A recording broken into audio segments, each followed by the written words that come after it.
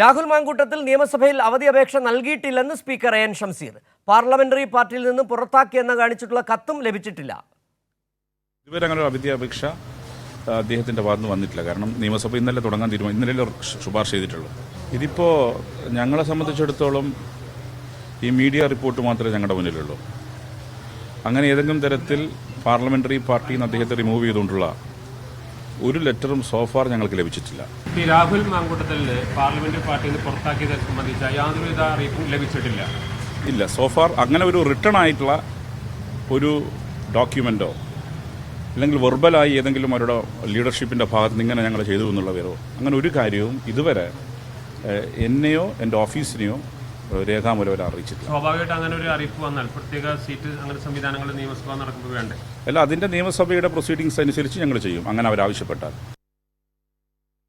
ഇപ്പോൾ ശരത്ത് ഓങ്ങല്ലൂർ ചേരുന്നുണ്ട് സ്പീക്കറുടെ പ്രതികരണവുമായി ബന്ധപ്പെട്ട കൂടുതൽ വിശദാംശങ്ങളുമായി. ശരത്ത്, ഇന്ന് സ്പീക്കർ പറഞ്ഞത് വളരെ ഞെട്ടിക്കുന്ന മറ്റൊരു കാര്യം കൂടിയാണ്. സണ്ണി ജോസഫ് അടക്കമുള്ള കോൺഗ്രസ് നേതൃത്വം അന്ന് പറഞ്ഞത് രാഹുൽ മാങ്കൂട്ടത്തിനെതിരെ ഉടനടി നടപടിയെടുത്തു, നിയമസഭാ കക്ഷി അംഗത്വം പാർലമെന്ററി പാർട്ടിയിൽ നിന്ന് ഒഴിവാക്കി. പാർലമെന്ററി പാർട്ടിയിൽ നിന്ന് ഒഴിവാക്കണമെങ്കിൽ സ്വാഭാവികമായും സ്പീക്കർക്ക് കത്ത് നൽകണം. അങ്ങനെ ഒരു കത്ത് സ്പീക്കർക്ക് ഇതുവരെ ലഭിച്ചിട്ടില്ല. മാധ്യമങ്ങളിലൂടെയാണ് ഈ വാർത്ത അറിഞ്ഞതെന്നാണ് ഇപ്പോൾ സ്പീക്കർ പറയുന്നത്. മാത്രമല്ല, നിയമസഭയിൽ അവധി അപേക്ഷ നൽകുമെന്നാണ് അന്ന് പറയുകയും ചെയ്തു. ഇക്കാര്യങ്ങളിൽ രണ്ട് കാര്യങ്ങളിലും ഒരു വ്യക്തതയുമില്ല, അങ്ങനെ ഒരു അപേക്ഷ നൽകിയിട്ടുമില്ല. നേരത്തെ പാർട്ടി പ്രവർത്തകരെ, പൊതുസമൂഹത്തെ കണ്ണിൽ പൊടിയിട്ട് പറ്റിച്ചതുപോലെ നിയമസഭയെയും സ്പീക്കറെയും കൂടി പറ്റിക്കുന്ന തരത്തിലേക്കാണ് ഇപ്പോൾ കോൺഗ്രസിന്റെ പോക്ക്. ഇത്തരത്തിൽ രാഹുൽ മാങ്കൂട്ടത്തിനെതിരെ ഇത്തരത്തിൽ വലിയ ആരോപണങ്ങളും വലിയ തെളിവുകളും പുറത്തു വന്ന സാഹചര്യത്തിൽ കോൺഗ്രസ് അതിനെ പ്രതിരോധിച്ചിരുന്നത് ഞങ്ങൾ കൃത്യസമയത്ത് ഇടപെട്ടിട്ടുണ്ട്. ആദ്യഘട്ടത്തിൽ യൂത്ത് കോൺഗ്രസിന്റെ സംസ്ഥാന അധ്യക്ഷ പദവിയിൽ നിന്ന് ഒഴിവാക്കി. അതിനുശേഷം പാർട്ടിയുടെ പ്രാഥമിക അംഗത്വത്തിൽ നിന്ന് സസ്പെൻഡ് ചെയ്തു.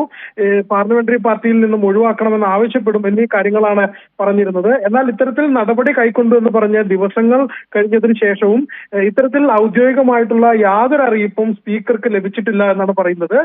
രാഹുലിന്റെ അവധി അപേക്ഷ പോലും സ്പീക്കർക്ക് ലഭിച്ചിട്ടില്ല.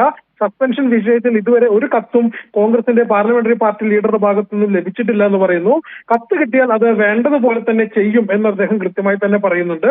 എന്നാൽ നടപടി എടുത്തു എന്ന് പറഞ്ഞ ദിവസങ്ങൾക്ക് ശേഷവും ഇതിനകത്ത് ഒരു രീതിയിലും അല്ലെങ്കിൽ ജനങ്ങളോട് പറഞ്ഞ വാക്കുകൾ പാലിക്കുന്ന രീതിയിലല്ല കോൺഗ്രസ് നേതൃത്വം പെരുമാറിയിട്ടുള്ളത്. ഇതിന്റെ അറിയിപ്പുകളൊന്നും തനിക്ക് ലഭിച്ചിട്ടില്ല എന്ന് തന്നെയാണ് സ്പീക്കർ പറയുന്നത്. സിജു, ശരത്, അതോടൊപ്പം തന്നെ സ്പീക്കർ മറ്റു ചില കാര്യങ്ങൾ കൂടി പറഞ്ഞു. ഒരു MLA എന്ന അർത്ഥത്തിൽ, ജനപ്രതിനിധി എന്ന അർത്ഥത്തിൽ രാഹുൽ മാങ്കൂട്ടത്തിൽ ശരിയായ രീതിയിൽ പ്രവർത്തിച്ചോ, ആ ഉത്തരവാദിത്വം നിർവഹിച്ചോ എന്ന ചോദ്യങ്ങൾ മാധ്യമപ്രവർത്തകർ ചോദിക്കുന്നതും കേട്ടു. തീർച്ചയായിട്ടും ജനപ്രതിനിധികൾ അതിന് മറുപടിയായിട്ട് ജനപ്രതിനിധികൾ മാന്യമായി പെരുമാറണം, അതാണ് ജനം ആഗ്രഹിക്കുന്നത് എന്ന ഒരു ചുരുങ്ങിയ വാക്കിൽ അതിനെല്ലാം പൂർണ്ണാർത്ഥത്തിൽ മറുപടി നൽകുകയാണ് ചെയ്തത്.